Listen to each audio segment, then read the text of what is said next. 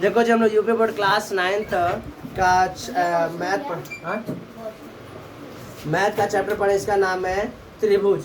तो त्रिभुज में 7.2 का ये थर्ड क्वेश्चन सॉल्व करने जा रहे हैं। इसके पहले फर्स्ट और सेकंड दोनों का हो चुका है। दिया हुआ है कि ए बी सी एक समद्विबाहु त्रिभुज है। समद्विबाहु त्रिभुज वो होते हैं जिनकी दो भुजाएं बराबर होती हैं, दो भुजाएं बराबर होती हैं, ठीक है। और इन पर क्रमशः देखो दोनों भुजाएं पर क्रमशः बीई और सी एफ क्या है, परपेंडिकुलर ड्रॉ किया गया। क्या किया गया है, पर शीर्ष लंब क्या क्या ड्रॉ किया है, शीर्ष लंब, ठीक है। तो यहाँ शीर्ष लंब ड्रॉ किया है। तो पूछ रहा है कि प्रूफ कीजिए कि बीई और सी एफ दोनों क्या है, आपस में बराबर है। बीई और सी एफ क्या है, बराबर है। यह दोनों प्रूफ करने के लिए हमें क्या करना होगा, तो ध्यान से अगर तुम देखोगे तो देखो ये वाला बस देखो, तो यहाँ से इस तरह से ड्रॉ करेंगे हम इसे। तो यहाँ पर देखो F है, यहाँ पर B है और यहाँ पर C है। एक ट्रायंगल दिख रहा है इसी तरह से, दूसरा ट्रायंगल ऐसे दिख रहा है, यहाँ से इस तरह से ऐसे, इस तरह से। और यहाँ पर है E, यहाँ पर है B और यहाँ पर है C। इस तरह दो ट्रायंगल तुम लोग को दिखाई दे रहा होगा, दिख रहा है ना।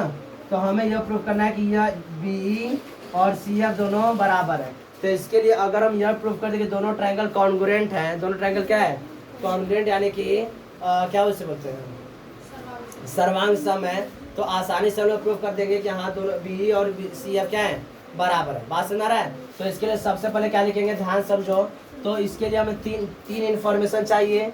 कितने चाहिए, तीन इन्फॉर्मेशन। अगर तीन इन्फॉर्मेशन मिल गया तो दोनों सर्वांग से हम लोग प्रूफ कर देंगे। तो सबसे पहले क्या लिखेंगे, हल। क्या लिखेंगे, हल।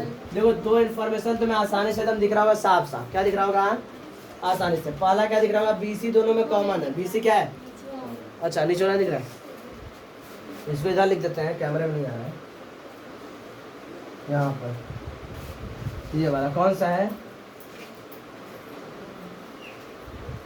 ये E है, ये B है, ये C है।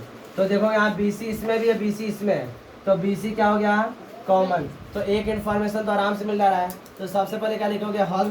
हल के बाद क्या लिखोगे, दिया गया है, दिया गया है।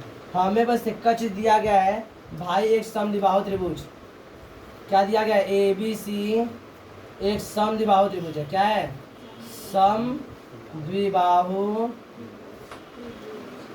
है, समद्विबाहु है। ABC क्या है, समद्विबाहु त्रिभुज है, ठीक है। और बोला है कि AB बराबर है, AB बराबर किसके है, AC है।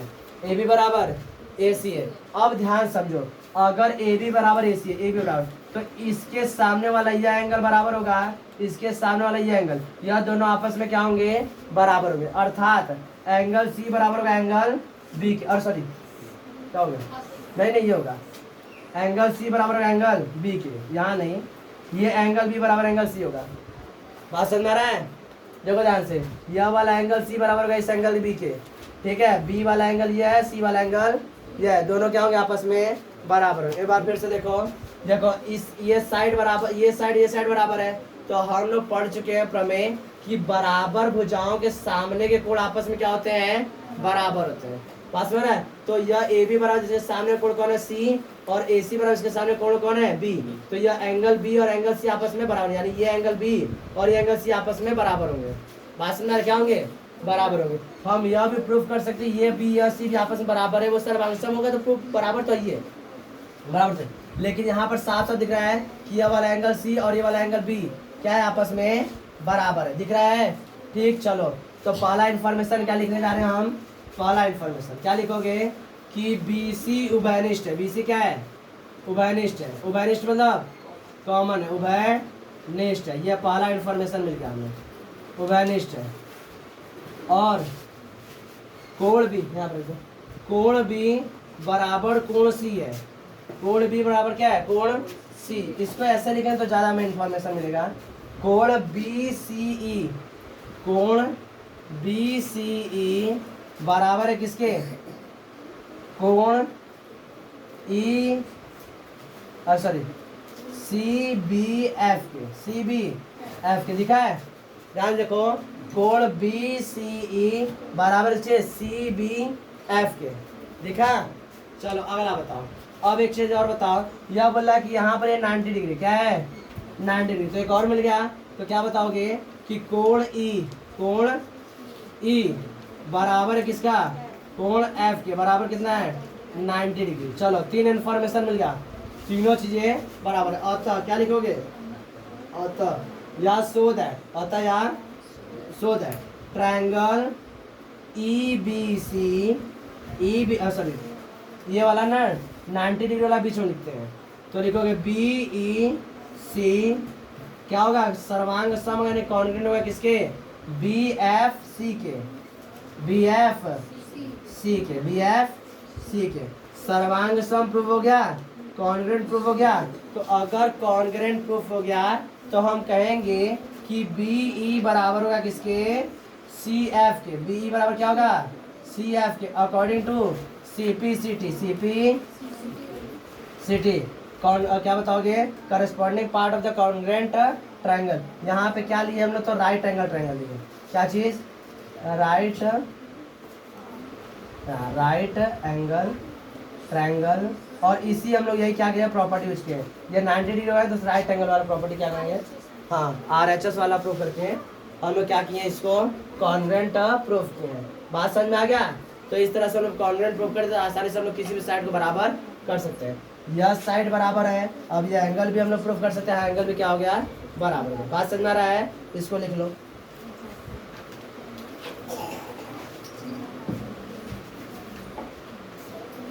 देखो अभी हम लोग क्वेश्चन सॉल्व किए, 7.2 का एक क्वेश्चन सॉल्व किए हैं। वो जो क्वेश्चन सॉल्व किए हैं वो इसी का एक था, तो हम लोग जो सेकंड वाले जो प्रमेय पढ़ेंगे ना उसी पर ये पहले क्वेश्चन दे दिया था। तो उससे हमसे क्या मतलब, हम लोग क्वेश्चन दिया तो हम लोग सर्वसंगता के जब नियम पढ़ चुके हैं, तो हम आसानी से किसी भी दो त्रिभुज को आसानी से सर्वांग सम प्रूव कर सकते हैं। तो आगे का ये जो हमारा कुछ और कसौटियाँ हैं, यानी कोई दो त्रिभुज है उसको सर्वांग सम यानी कि कॉन्ग्रुएंट प्रूव करने कुछ और क्या है, क्राइटेरिया है जो लोग पढ़ना है। अब हम लोग कौन कौन सा क्राइटेरिया पढ़े, एक हम लोग पढ़े angle side angle, side angle side, ऐसे करके 2 क्राइटेरिया हम लोग पढ़े हैं। तीसरा क्राइटेरिया ये रहेगा कि अगर कोई दो त्रिभुज है, ध्यान समझो, अगर कोई दो त्रिभुज है तो अगर दोनों त्रिभुज के तीनों साइड किसी मतलब एक त्रिभुज का तीनों साइड किसी दूसरे त्रिभुज के तीनों साइड के बराबर, क्या है, किसी एक त्रिभुज का तीनों साइड दूसरे त्रिभुज के तीनों साइड के बराबर है, तो दोनों त्रिभुज क्या हो जाएंगे, कॉन्ग्रुएंट हो जाएंगे। क्या हो जाएंगे, बात समझ रहा है। इसको बोलते हैं साइड कॉन्ग्रुएंसी या भुजा सर्वांग समता। बात समझ रहा है। अगर किसी एक त्रिभुज का तीनों भुजा किसी अन्य त्रिभुज के तीनों भुजाओं के बराबर है, तो यह क्या हो जाएगा, तो अर्थात क्या होगा, यह दोनों त्रिभुज क्या हो जाएंगे, आपस में सर्वांग सम होंगे। बात समझ रहा है। तो क्या लिखोगे, यदि किसी त्रिभुज की तीनों भुजाएं किसी अन्य त्रिभुज की तीनों भुजा के बराबर हो तो वे दोनों त्रिभुज सर्वांग सम होंगे। इसे भुजा सर्वांग समता कहते हैं। इंग्लिश में इसे क्या बोलेंगे, एस।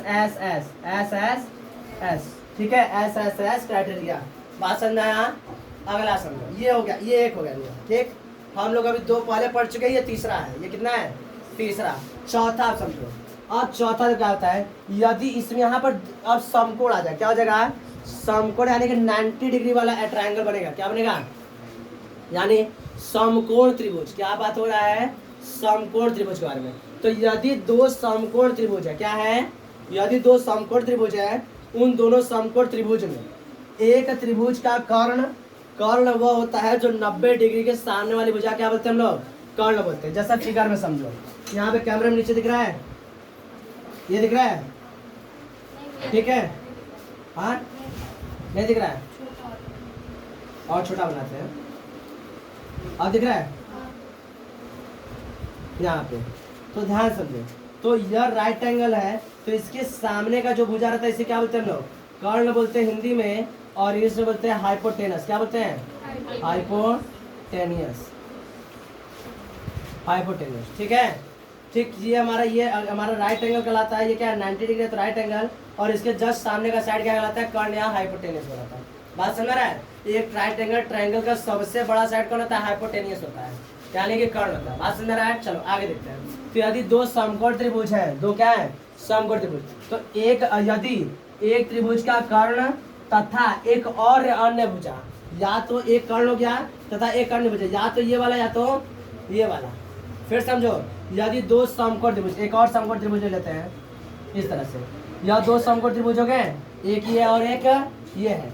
तो ई समकोण है, ई समकोण है। यदि इसका और इसका कर्ण, इसका और इसका कर्ण तथा कोई भी एक अन्य भुजा, या तो ये वाला या तो ये वाला, या तो ये वाला इसके बराबर या तो ये वाला इसके बराबर अगर हो जाता है, कर्ण तथा एक अन्य भुजा किसी दूसरे त्रिभुज के कर्ण तथा अन्य भुजा के बराबर है, तो दोनों त्रिभुज क्या हो जाएंगे, सर्वांग सम यानी कि कॉन्ग्रुएंट हो जाएंगे। क्या हो जाएंगे, कॉन्ग्रुएंट हो जाएंगे। इससे हम लोग समकोण कर्ण भुजा सर्वांग समता बोलते हैं। क्या बोलते हैं, समकोण कर्ण भुजा सर्वांग समता कहते हैं। इंग्लिश में क्या बोलेंगे, right angle hypotenuse side congruency, right angle hypotenuse side congruency, RHS, right angle hypotenuse side congruency.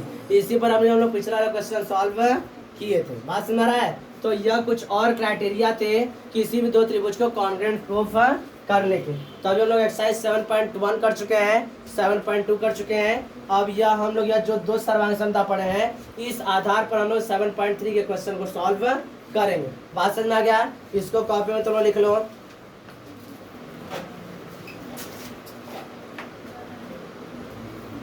देखो अभी हम लोग कुछ अन्य कसौटियां में हम लोग पढ़े हैं कि अगर किसी एक त्रिभुज की तीनों भुजा किसी दूसरे त्रिभुज के तीनों भुजा के बराबर हो तो वह क्या हो जाएगा, कॉन्ग्रुएंसी हो जाएगा, सर्वांग सम हो जाएगा। क्या हो जाएगा, सर्वांग सम हो जाएगा। अब हमारे दिमाग में यह ख्याल आएगा कि क्या किसी एक त्रिभुज की तीनों एंगल क्या हो जाएंगे, तीनों एंगल किसी दूसरे त्रिभुज के तीनों एंगल के बराबर, क्या वो सर्वांग सम हो जाएंगे। हाँ, तो कहोगे हाँ भी और नहीं भी, हाँ भी और नहीं भी। यानी कि यह जो मतलब एंगल क्राइटेरिया, यह किसी दो त्रिभुज के सर्वांग समता की कसौटी नहीं हो सकती, पूर्ण रूप से कसौटी नहीं हो सकती है, हो भी हो सकती है, नहीं भी। जैसे कि उदाहरण समझो, जैसे हम छोटा सा राइट एंगल बना रहे हैं, ये ट्रायंगल बना रहे हैं, ठीक है। यह कैसा है, इसे हम लोग बोलेंगे आइसोसेलेस ट्रायंगल, ठीक है। हिंदी में, इंग्लिश में क्या बोलेंगे इसे, ये क्या बोलते हैं, इक्विलेटरल, आइसोसेलेस इक्विलेटरल ट्रायंगल।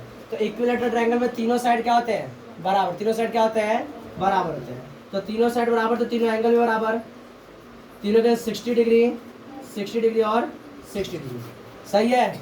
अब देखो एक और ट्रायंगल बना रहे हैं, इसका हम मान लेते हैं 3 सेंटीमीटर, ये भी 3 है, यह भी 3 है, सही है। अब अगला बना रहे हैं। अब यह अगर ये तीनों साइड बराबर है, अगर ये तीनों साइड बराबर है तो यह भी 60 डिग्री बनेगा, यह भी 60 डिग्री बनेगा, और यह भी। तो देखो एंगल तीनों के बराबर है, तीनों एंगल एक दूसरे के बराबर है, लेकिन क्या दोनों में एक दूसरे के बराबर लग रहे हैं, सर्वांग सम लग रहे हैं, नहीं। तो याद रखना एस क्राइटेरिया होता है जिससे हम दो त्रिभुज को कॉन्ग्रुएंट प्रूफ कर लेंगे, लेकिन एंगल क्राइटेरिया नहीं होता है। यह पर्याप्त नहीं कि दो त्रिभुजों को कॉन्ग्रुएंट प्रूफ यानी सर्वांग सम प्रूफ कर पाए। हो सकता है, हो भी हो सकता है, नहीं। बात समझ रहे। तो 100% हम लोग एंगल को हम लोग कॉन्ग्रुएंसी यानी इसका सर्वांग समता कसौटी हम लोग कंसीडर नहीं कर सकते। बात समझ रहा है। तो एंगल हो सकता है भाई, सर्वांग सम हो भी सकता है और हो सकता है ना भी हो। बात समझ रहा है। लेकिन हम लोग जो दो पहला पढ़े हैं, पहला क्या पढ़े थे हम लोग, साइड एंगल साइड पढ़े थे, फिर एंगल साइड एंगल पढ़े थे, उसके बाद हम लोग साइड पढ़े, और उसके बाद राइट एंगल हाइपोटेनियस और साइड पढ़े थे। ये 4 कसौटियां हैं जिससे हम लोग दो त्रिभुजों का सर्वांग सम प्रूफ करते हैं। बात समझ रहा है। इसी पर तुम एंगल से हम लोग किसी भी दो त्रिभुज का सर्वांग सम प्रूफ नहीं कर सकते। अगर ऐसा आएगा तो क्या बोलोगे, यह कथन असत्य है, यह कथन असत्य है। किसी को समझने में कोई दिक्कत, लिख लो इसको भी।